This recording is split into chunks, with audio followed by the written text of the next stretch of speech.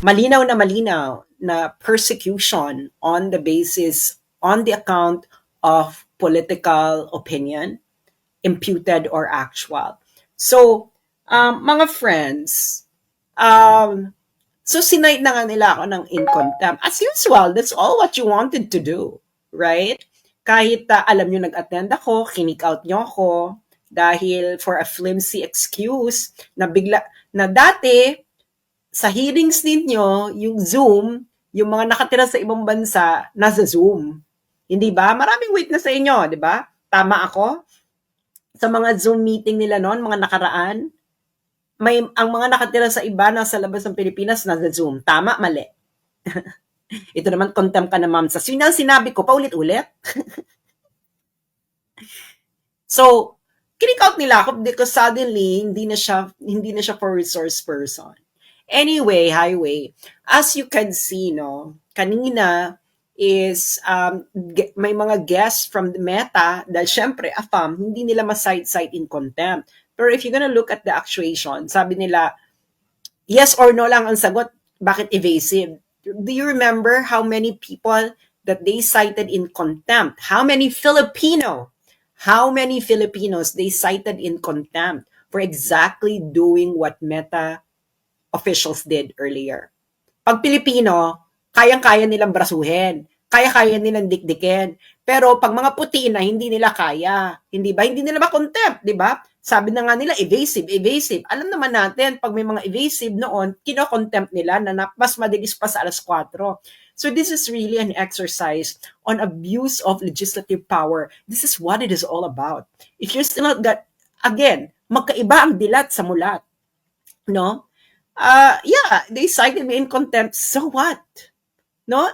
That is just part of their political persecution agenda. And ang masasabi ko lang is go ahead, go ahead with your political persecution. This is what this is all about. Actually, itong hearing na to, no, mas dumami pa yung aking materials na aking gagamitin sa takdang panahon. Okay? Ano yung takdang panahon na yon? Well, sabihin ko na lang na isa ito sa mga pieces of evidence. Pieces of evidence for something, no? But alam mo naman, iniipon-ipon natin. Siguro meron akong about 2 years worth of evidence for that big thing. Okay? Kung ano yon, hindi ko sabihin. I will not let them prepare for it. Feeling naman nila napakakapangyarihan nila, hindi ba? Pero ito lang sasabihin ko sa inyo. I am under the protection of international law. Not the law of the country where I am, but international law. Sana alam nyo yan. Alam nyo ng DFA. Di ba? So, I am under the protection of international law because I am outside my country. I'm living outside my country and I'm not a citizen of this country. So, I am under the protection of international law. So, yung mga nag-aral dyan ng international law, siguro alam ninyo kung ano ang ibig kong sabihin. So, go ahead. And I think you just made everything clearer. Actually, kahit naman yung pieces of evidence that I have before are already clear. But this one, I thought that they couldn't get any worse. So, this one got worse. Okay. So ngayon, ayan na yan, no? Go ahead. Do whatever pleases you. Do whatever makes you feel powerful because it is an honor to be cited in contempt by a very corrupt House of Representatives. Uulitin ko. It is an honor to be cited in contempt by a very, very corrupt House of Representatives led by a very, very corrupt House Speaker. And basahin nyo na lang yung post ko earlier. Nandun yung sulat ko sa kanila. Ilang beses ko nang pinapadala yan sa kanila? 4 times. I think 5 or 4. I can't remember. 4 or 5 times. Read the content of my letter. Read it. Discuss it with your kainuman, etc. And now, you would see what kind of House of Representatives you have. Hindi ba? Kita-kita naman kanina eh. Hindi ba? And yun lang masasabi ko, you go ahead and continue your political persecution because bilog ang mundo. And ang masasabi ko lang is, I know my international law. So ngayon, this is a very, very corrupt House of Representatives. Na-discuss ko na to, pero ulitin ko dahil nagdodraw ng, pinapapunta ng mainstream media sa aking page, ang mga tao sa kaka-advertise sila ng aking pangalan, and especially now, hindi ba? Kaya, i-discuss natin ang dapat malaman ng bawat isang Pilipino. Okay? Ito ang budget of House of Representatives. Okay? Budget of House of Representatives. I already discussed this before. So, anong mga sources ko nito? Ang sources ko nito is documents itself from the Senate. Okay?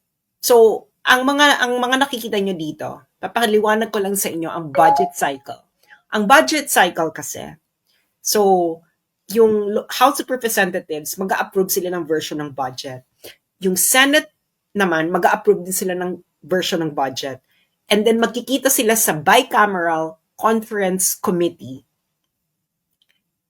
para i-reconcile yung budget kung magkaiba. Okay?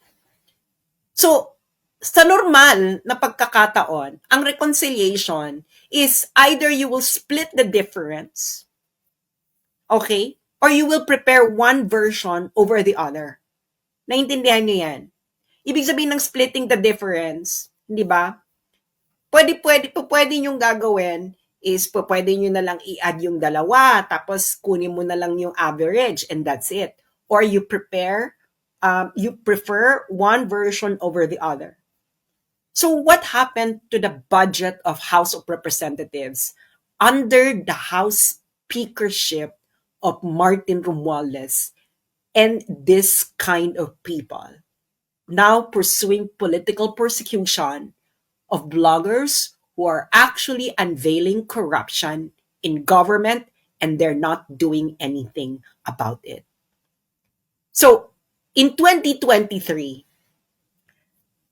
the budget that the Philippine House of Representatives passed is 15.97 billion.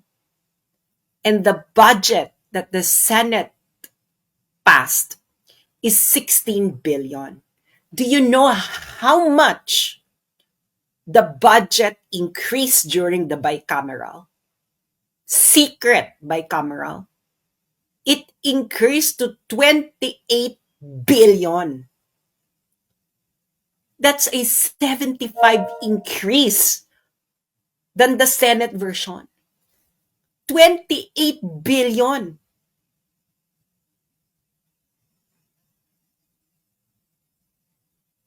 So, iba ang mulat sa dilat. Noong 2024, yung House of Representatives, ang budget version na pinasa nila is 16.17 billion.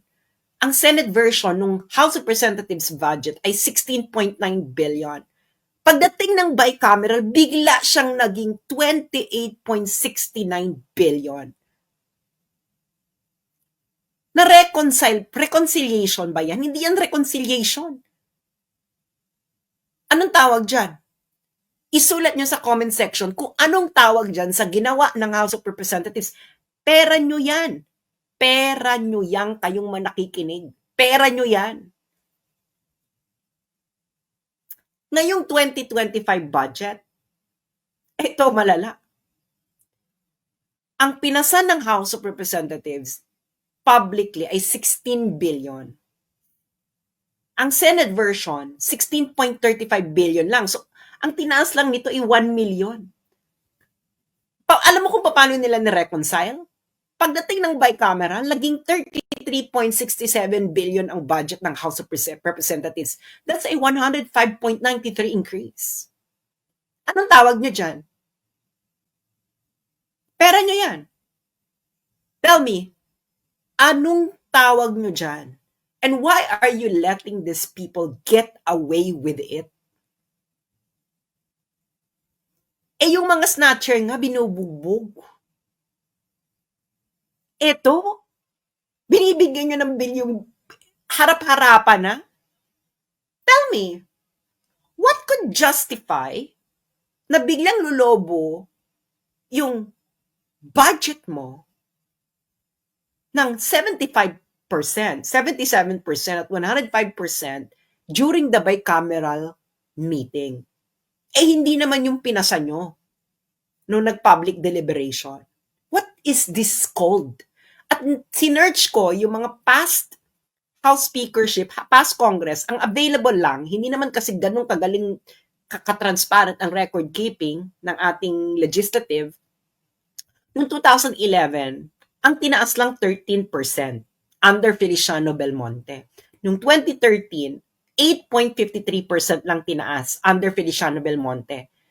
Nung kay Pantaleon Alvarez, 0% ang tinaas ng budget ng House of Representatives during BICAM. Nung kay Gloria Arroyo, 0.08%.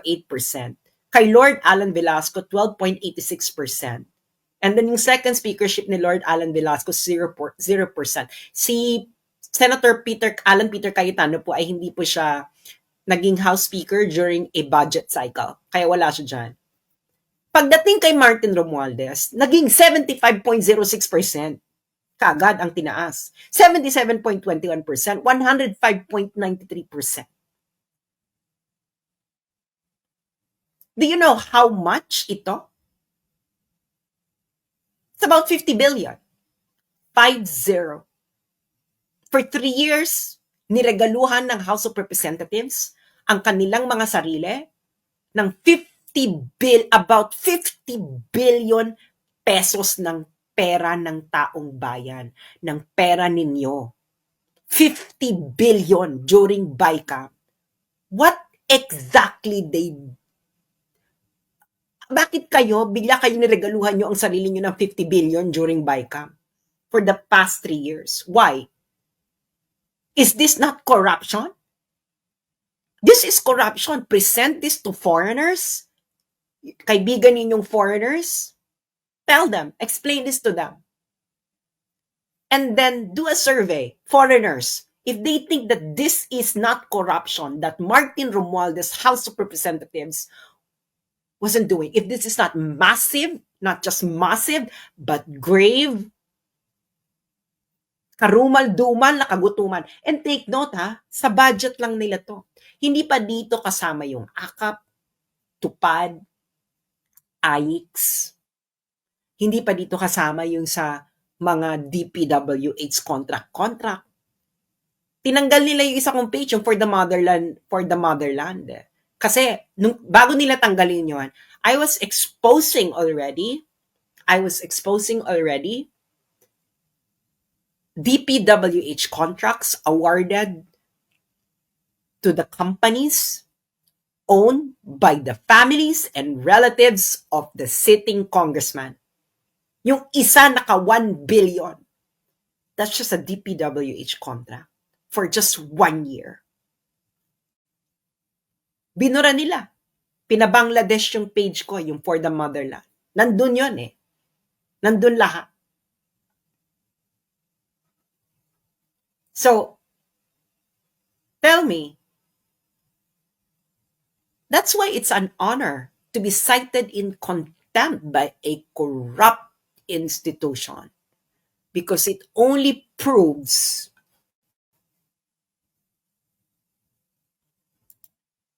that we're fighting the good fight. Gagawin nila ang lahat para matapatahimik. Hindi ba? Why? Tanungin yung sarili nyo, why is mainstream media not talking about this? Did you just hear it from me? Etong exposure na to? Say yes or no. Did you just hear it from me? Now, answer me. Why did you just hear it from me and mainstream media did not report it? I thought that they are against corruption. This is blatant corruption. You present this to any non-corrupt countries in the world? Tell me, how many of them would say that this is not corruption? This is corruption. Garumal-dumal grave. Halang ang bituka. Addict level na corruption. Garapal. So, yun lang, that's my comment. No? It is a badge of honor that a very corrupt institution, the House of Representatives, the most corrupt House of Representatives, perhaps in the last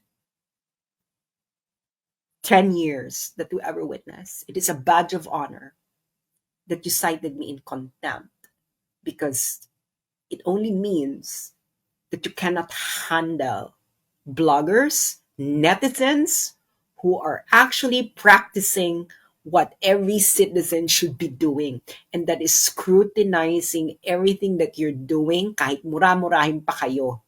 Dahil kitang-kita sa mga dokumento kung paano nyo dinorobo ang pera ng taong bayan in the past 3 years. Uulitin ko, it is a badge of honor to be cited in contempt by a very, very corrupt House of Representatives. The most corrupt House of Representatives perhaps in the last 10 years or 20 years.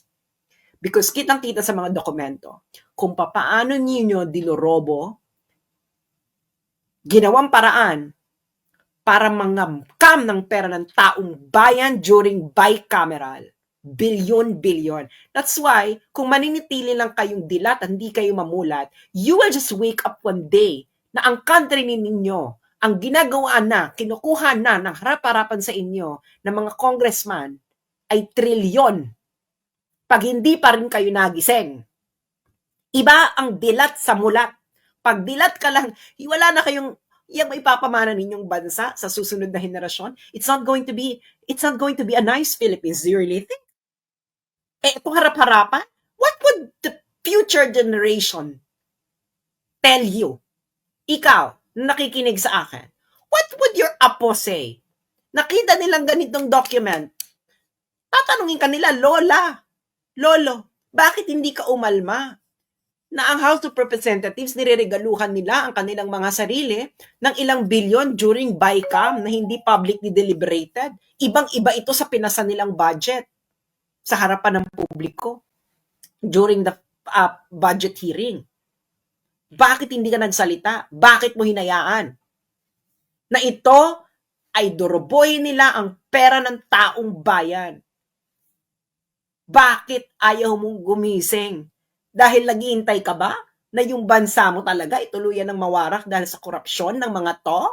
Tapos sila pa yung papalakpakan mo? Isira ulo ka pala, pumunta ka na ng Muntinlupa, palabasin mo na lang lahat ng kriminal dyan, pare-pareho lang din naman yan.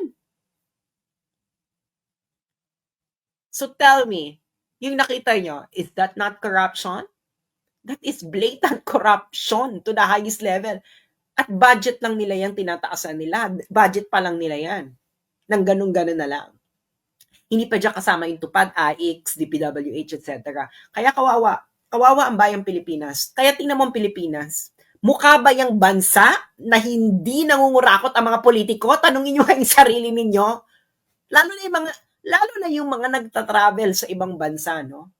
Tanungin nyo yung sarili nyo, yung bansa mang Pilipinas na yan, mukha ba yung bansa na hindi alam mo, may corruption sa lahat ng bansa. Pero may mga bansa na pag napunta ka sa bansang yan, ramdam na ramdam mo na kinukurap ang pera ng taong bayan at ang mga taong bayan, alam nilang kinukurap ay walang gustong gawin para baguhin ito. That's why it's going to be a vicious cycle, and you will leave a Philippines to the future generation much worse than how we found it.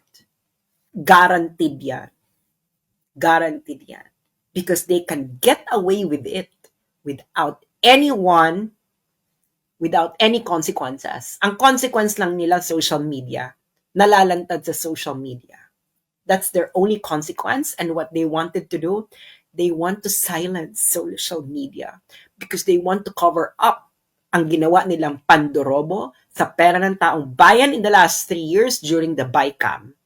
and it's documented. I have all the documents. That's why it's a badge of honor that you cite me in contempt, because what would I expect? I don't expect you, House of Representatives, to praise me for revealing how corrupt your institution is in the last 3 years, and that House Speaker Martin Romualdez is involved in a bribery case. Okada. 2 buwan pa lang siyang House Speaker. At ito ay nasa kaso. Ito ay nasa desisyon sa isang related na kaso sa Delaware Court sa United States. And you're not doing anything about it. Nakakahiya kayo. Nakakahiya kayo sa mga Pilipinong nagtatrabaho ngayon. Nakakahiya kayo sa mga Pilipinong ipapanganak pa lamang. So, iba ang mulat sa dilat. Ano ka sa dalawa? Dilat or mulat? Maraming salamat po at hanggang sa muli. Ito po si Sas Rogando Sasot, ang inyong faithfully defiant na tagalista ng Noisy na nagsasabing hindi pa tapos ang laban. Nag-uumpisa pa lang tayo.